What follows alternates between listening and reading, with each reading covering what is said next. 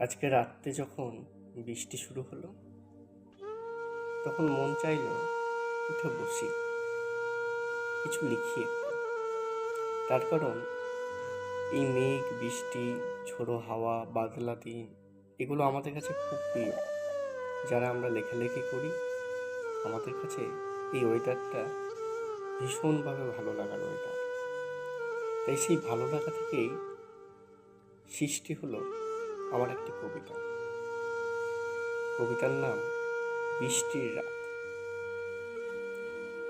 মাঝরাতেতে হঠাৎ করে মেঘ উঠল ডেকে। মেঘেরও কি মনটা খারাপ, কষ্ট জমা বুকে? জানতে খুব ইচ্ছে হলো কি হয়েছে তার, এমন সময় কাঁদছে কেন, মনটা কেন ভার?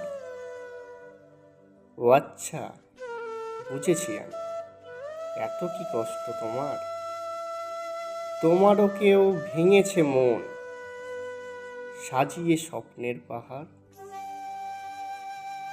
কান্না পাচ্ছে, কেঁদে নাও তবে, হালকা করো মন।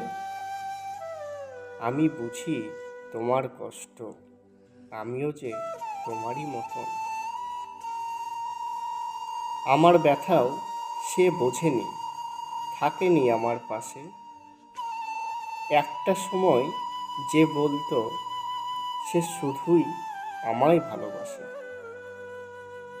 আমার সাথে বাঁধতে চাইতো সে ছোট্ট সংসার। একে অপরের হাত ধরে দিতে চাই 7 জন্ম পার।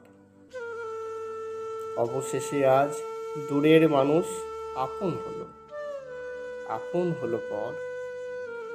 লক্ষ্মীরূপে পা রাখলো সে, সাজিয়ে অন্যের ঘর। আমার কথা শুনেই মেঘ উঠল কেঁদে এবার। বৃষ্টি হয়ে ঝরল অশ্রু, অবিরাম বইল ধারাতা।